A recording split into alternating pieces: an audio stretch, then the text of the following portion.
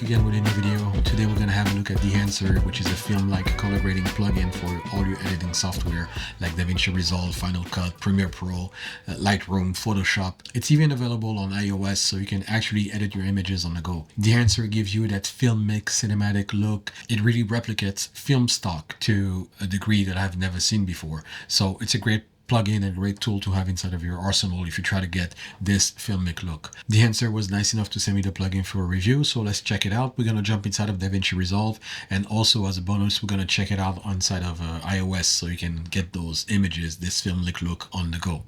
Let's get to it. We're inside of DaVinci Resolve. I'm not going to show you how to actually install the plugin. It's a pretty straightforward process. What I will show you is my actual node tree. I was happy to include Dehancer inside of my workflow since it's basically just adding a node to my actual node tree and not messing things up with my actual workflow. I'm going to show you how I color grade most of my images when I start a new project, and then I'll show you how you can implement Dehancer several ways. We're going to use 3 clips to test the plugin, 3 different clips. The first clip is it was shot on the Sony FX6 in S-Log3. The second shot was shot on the Nikon ZR in R3D. And the third shot was shot on the DJI Avata 2 in D-Log. Let's start with a Sony FX6 footage shot in S-Log3. What I like to do first is set up my node tree, because it helps me jump between nodes and actually make the adjustments that I need to do on the node level. And I like to work this way. So I'm going to set 5 nodes.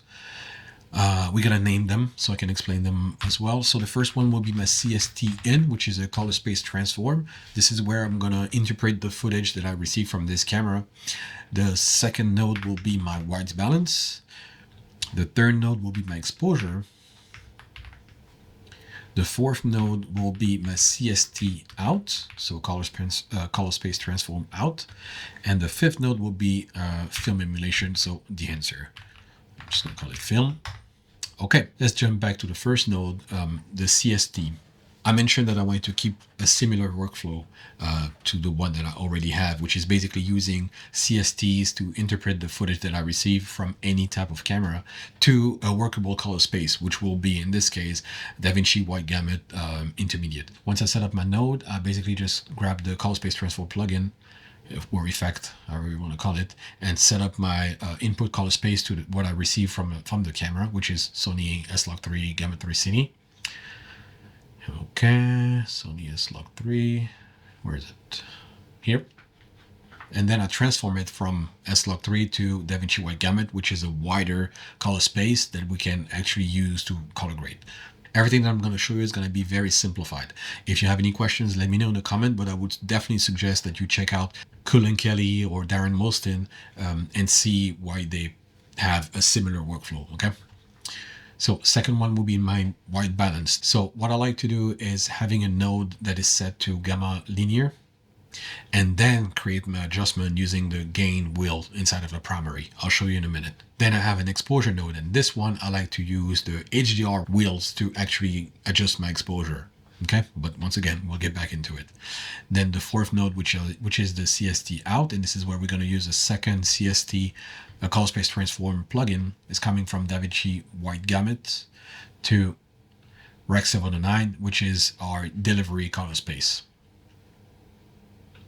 Okay, I'm going to use Gamma 2.2.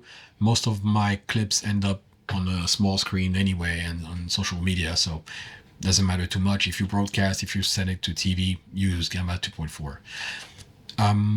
Right away, we see that our footage is now in Rec 709, but we have a little problem. Our footage is overexposed. The reason I pick this clip is to show you how you can deal with it in different ways. So the first way, which is my way, I will just go to my exposure node inside of the HDR wheels and basically grab the global adjustment in the exposure adjustment and bring it to a level that I'm satisfied with. So I did it by eye, but I would recommend using the waveform, making sure that your highlights are not clipping or your blacks are not crushed. And I think right about there is a good start. We'll see later on. Okay, and I see that the white balance is not exactly the way I want it using the vectorscope.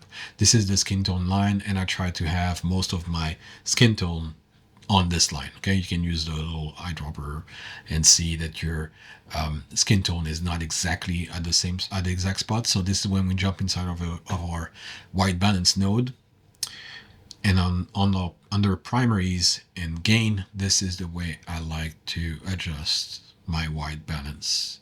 I feel like I have a little bit more control, and it's easier to get to a result that I actually like. Okay, we now have our Rec 709 image ready.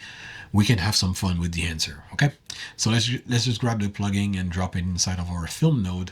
And right away, this is a little surprising every time I do this, but all the tools are actually enabled for whatever reason. If I have some feedback to give to Dehancer, I would say just don't. Maybe disable some of the tools. What I like to do is go all the way down inside of the Dehancer setting and disable all the tools. Okay, and start from a clean slate. I believe it's probably better to start from there. Anyway, so remember I mentioned that there's a couple of ways that you can use to actually grade your footage before you send it to Dehancer, right? Or you could actually do most of your adjustment inside of Dehancer. And if you want to go this way, the simple, easiest, just one node way, you can basically do all your changes inside of the input tab inside of a Dehancer. So the source clip on this specific clip is Rec 709 now that we transformed it. But if we didn't transform it, if we didn't use a CST in and out, if we turn it off, you could basically change the source to choose the camera, then go to, it was a Sony camera or Sony FX6. So you select the camera, Cineline FX6 and S-Log3. And now your footage is converted from S-Log3 to Rec 709. There's different methods that you can use. I'm not familiar enough or comfortable enough using this specific method. I feel like I have more control using my exposure node and my white balance. But if you want to, like I said, if you want to simple workflow, this could work as well. You can adjust your exposure, your temperature, tint inside of the input tab, and that could be a solution for you. For this specific example, we're not going to use that, and we're just going to leave it at Rec 709. So the first tab inside of Dehancer after the input is film, which is basically film profile. Okay, this is where all the fun is. You have a list of 60, I believe, 60 different film stock to use inside of your color grading workflow. So if you're familiar or if you like a specific look, you can just go and look for the name. Or if you're like me, you're not too sure about which one to try, you try them all, right? I didn't try them all, but I tried a bunch. And one that I really like, and it's actually one that is easy to understand why, it's for this specific shot will be Kodak Portra 400, which is remember to enable your tools. I might do that a couple of times, but yeah, remember to enable your tools when you select it. So we go with Portra 400, which is a great film stock for anything portrait, lifestyle. Next, we'll go inside of our film developer. This is where you have this chemical process inside of a real film stock, and this one is trying to emulate it. So once you enable it, you'll see that you can affect your contrast and your color pretty easily and simply using the sliders. I like to add a bit of color boost and then adjust with the contrast. Next, we have film compression that helps you get those highlights and shadows roll off and remove this harsh digital look. In this specific image, I'm not going to use it. You can see that as soon as I turn it on, by the default setting, you're kind of crushing a little bit of the highlights. I'm going to let them breathe a little bit more. And if need be, I can come back and adjust it. But I like to keep it off for now. Expand has a similar effect where it helps you adjust your black and your white points inside of your image. Same thing on this specific image. I'm not going to use it, but you can experience and see if it's a tool that you're going to use. Okay, next is print, which is basically applying the look and the feel of actual film stock, and you can adjust your saturation and your color density here. And this is where I feel that the magic is actually happening. As you can see, I'm putting some color density, and it gives this look that really feels like film. Total contrast helps a lot as well. And as you can see, I'm going a little overboard here in the highlights. So let's see if I can adjust that. I'm not going to add too much contrast. But yeah, this is already a great image just to show you a before and after. Okay, this is before and this is after. It's already pretty good, but we're not done. Next, we have Color Head, which basically tries to emulate the look and feel of a filter, of a CMY filter. I've never used it, but read about it. I haven't touched it much, but if you enable it and then you move your, I don't know, cyan to red, add more green. It's already a little too green on the image, so we're not going to go this way. And yellow to blue, you can give this moody look to your image quite easily using that, but for this image we're not going to use it. Next is film grain. As the name says, basically add grains to your image. It's great if you want to give this illusion of texture to your image. Maybe we can add a bit more. Okay, let's not go too far, but yeah, it adds this texture to your image, and it's so convincing that, I mean, it's very impressive. Okay. Next, we have halation and bloom. Halation helps you get this warm glow inside of your highlights that is very typical of film. But on this specific image, it's not going to do too much, or at least it's not going to help us. If you turn on any those effects, you can actually use a mask mode and see what part of the image is affected. It's not going to be very visible, as most of the affected area are in her hair, some in her eyes. But yeah, I don't think it's going to help us a lot. But for this specific shot, I think that bloom might be, yeah, much better. Bloom adds this soft glow to your highlights, and I think on this specific image can go as far as 8mm, and you see on the edges, let me turn it on and off. Yeah, you see this little glow that makes it very dreamy and actually cinematic. So yeah, I like to add bloom on this one. It's pretty subtle, but on other images you'll see that it can really change the image. Next is film damage, which basically adds hair, dust, scratches to your image to give this look of old film. If you turn it on, you'll see what it's about. I'm not a big fan of it, specifically for this image. It's kind of distracting, so I'm going to turn it off, but up to you. So film breath and gate weave are effects that I haven't used pretty much at all. Film breath is basically, adding changes in exposure inside of the image. Not a big fan of that, but once again, it's very typical of film.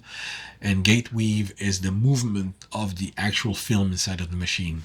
Okay, next we have overscan, which is a nice one. It adds an overlay of the actual film frame inside of your frame. Let's turn it on so you can see better than I can explain. Okay, you have the frames around your image. Super 35 is okay. Super 8 is actually the one that people are pretty familiar with. You can actually have it wiggle a little bit, and I think it's very convincing. Let me play the clip. Yeah, I really like that. It's actually pretty dope. And I feel like we're missing a bit of grain. Let me jack it up a little bit. Yes. Okay. I think that's much better. Next tool is Vignette, which is pretty straightforward. It adds darkens some part of your image around your subject in general. So if you turn it on, you can basically just adjust your exposure and the feather. Okay, the less feather, the harsher the transition. But yeah, you get the point. Okay, we're pretty much done with the first clip. Okay, we're not gonna go over all the tools in the second and third clips, but let me show you how we'd actually color grade them. I'm pretty happy about how it turned out. I'm gonna let it roll a couple of times and turn off the actual plugin, and this is our Rec 709 image. So yeah, we came a long way. I'm going to show you how I would edit the second clip, which was shot on the Nikon ZR. But to keep it simple, I'm not going to go over the whole note tree. I'm just going to show you how we'd do it. So this clip is a raw clip from the Nikon ZR. Okay, now we have our Rec 709 image after converting it inside of the raw tab. Let's just jump back inside of Dehancer, dropping inside a node. You can use your exposure tool, whatever helps you make it quick. And then we're going to use our film profile. Let's see how Fuji Eterna looks on this one. Yeah, not bad. We can start with this and see how to adjust it later on. So we're going to jump inside of our film developer and a little bit of color. I picked this specific clip because of the actual colors. You see the orange and blue colors. This is very nice, actually. This camera, the Nikon ZR, is pretty impressive. I had it for a couple of weeks and I'm very, very impressed. Okay, no film compression on this one. I think we're good. No expand. Print, we're gonna use 2383. Turn it on. Yeah, that might be a little too dark. Let's adjust the exposure. Okay. And this time we're going to use the color head and add this warmth to the image. The greens, greens are fine. Yeah, greens are fine. Maybe the yellow to blue. Yes. Okay. Yeah, pretty happy with this. We're not going to touch the shadow tones, are we? Add a little bit more blue to the highlights. Okay. Yeah, pretty nice. Okay, film grain. Let's go with 65 to start. ISO 50 was shot in daylight. Okay, and let's go overboard a little bit. I like to zoom in to check the grain and some effects, because when you see it from afar, it can seem okay, pretty good. Yeah, that sells it. On this specific image, I think that halation and bloom might add, oh yes, you see, as soon as you turn it on, this is what halation will do to an image where, you know, there's chrome, there's aluminum. Beautiful. Okay, now let's make sure we don't go too far, but first I'm gonna add some bloom. As soon as you turn on bloom on an image that has those highlights, it makes it dreamy to an extreme. I think it's a little too far. Let's pull back a little bit. 65 mil. Let's do a before and after, before, after, before, after. Yeah, it's pretty dreamy. I'm intentionally leaving it a little too far so you can actually see the effects. I will probably pull down a little bit if I was actually delivering it, but it's just for the sake of this tutorial. But the halation is really it's selling it. We might go a little too far on a halation as well, but yeah, see. Yeah, around 50 should be fine. Okay, let's see, before, after. Great. Okay, film damage. Once again, I'm not going to use it. Film breath, gate weave as well. Overscan. Let's try a different one. See if we like it. Nope. Ultra 16. Not bad. And we're not going to have a static one. We like when it moves around. Okay. Yeah, it might be a little hard on your computer once you're using Dehancer, so make sure that you're using the plugin at the end of your workflow, and maybe add some vignette to cover some of the corners of the image. Let's see. Yes. Okay, it's taking a little too much of the blue here, so I'm gonna pull back. Oh, pull out the exposure. Yes, let's do before and after. Before, after. Oh yeah. Nice. Very nice. Okay, so pretty much done with this clip. We're gonna jump inside of the next clip, which is the drone shot. And this one was shot on the DJI Avata 2. We're just gonna use the regular LUT from DJI, which was somewhere around here. D-Log M to Rec 709.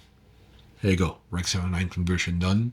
Don't need to do the old node tree that I was telling you about, but up to you, whichever way you want to do it. Once you have the answer, you can just add it to a node like we talked about. Okay, so the answer is now inside of our node. Okay, we already have a Rec 709 image. Remember to disable all the tools.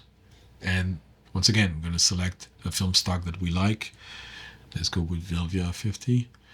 Okay, we have a winner. It's going to be Fujichrome Velvia 50. Let's go inside of our film developer. Gonna add some contrast. Always forget to enable my tools. Some color, maybe contrast, we went overboard. A little crushed. Okay, let's pull down the contrast and color separation. I haven't understand exactly what it does. If you know, please tell me. Okay, film compression on this specific one, we might use it because we have a lot of sky, a lot of cloud. It was an overcast day. So if you turn it on, you're basically bringing back some of the highlights, details inside of the clouds, and I actually like it. Let's see. Impact all the way. Yeah, we can start like this. And if it's too much, we'll realize it and we switch it. Yeah, we already have a very nice drone shot, if I say so myself, as I shot it. We're not going to use expand on this one. Maybe we're going to adjust the black point, bringing it down a little bit. Yeah, makes the image pretty rich. Let's go to our print. Once again, we're going to use our Kodak 2383 print film. Really like it. Oh yeah, nice. Tonal contrast. Let's put it down a little bit. And color density. Let's see. Oh no, we're not going to remove those beautiful tones, are we? I don't need to adjust the colors too much on this one. I might actually just use change some of the mid-tones. I like it like this. And now we're going to add some film grading to actually sell the effect. Let's do 65 before after. Let's zoom in a bit. Yes, we're gonna add some halation on the cars. Halation has this beautiful glow inside of the highlights. Turn it on and off. Yeah, might be a little too much. We're gonna pull out just a tad bit. Let's go back. Let's go to 65, I think. Yes, right. And bloomy to have this dreamy look. Yes, once again, we're going a little too far. Let's pull back just a bit. Before, after, before, after. Yeah. Okay, great. We have already done most of the job. Let's finish it up. No film damage, no film breath, no gate weave, but we're gonna do our little overscan. And this time, Super 35 seems pretty good. Yeah, my computer decided it might be a little too much for it. I'm actually using a pretty decent computer. It's M3 Max MacBook Pro. Yeah, that's a nice shot. Okay, beautiful. Pretty happy with the results inside of DaVinci Resolve. We're now going to jump inside of this little guy and start editing some images inside of a phone so you can see how Dehancer can help you on the go. Inside of our little screen, you can use Dehancer to edit your photos and videos. We're going to keep the current selection as I don't want you to see all my photos. But if you look at your film strip, I selected a couple of clips that make sense. We're going to start with this one, which is a clip of me doing not much. Let's go to the original. This is the non-edited version. Let's play. Yeah, nothing going on, okay? But it's a pretty nice shot, okay? If I say so myself. Then you have a list of presets to use, and you can, the great thing about it is you have actually an actual preview of what you're seeing, and I believe that for this specific shot, we're gonna go to Fujifilm Instax plus 2383. Once you select the preset, you already have a nice base, but you can go inside of edit and actually for this specific shot, I'm gonna adjust the exposure, maybe change the tonal contrast. Actually, it wasn't too bad. I'm gonna leave the saturation as 100, color density, add a little bit more. And yeah, you see the point. It's pretty much some of the settings that you already have inside of Dehancer on your computer. Actually, we're gonna jump inside of a different picture. We're gonna use a different video for this one. Where's the original? Okay, so this is the before, and this is the after. I was using the Agfa Color 100, I believe. Yeah. And once again, let's go to edit, adjust the exposure a little bit, and you already have a beautiful image using your presets. Then you can just export it to whatever frame rate that makes sense to you, full resolution and everything. There you have it. Now you can edit videos and photos on your phone using Dehancer and give it this film-like look, which is pretty great if you ask me. So let me know in the comment what you think about this plugin, and if you want to give it a try, there's a promo code that gives you a free trial and 10% off any purchase in Dehancer. And thanks again for Dehancer for sending me the plugin for review. I really enjoy it, so stay tuned for any new videos on this channel. I'm trying to get into a rhythm of putting videos maybe once a week, twice a week. We'll see. But thanks for tuning in. Thank you for watching. And let me know if you have any questions. In the meantime,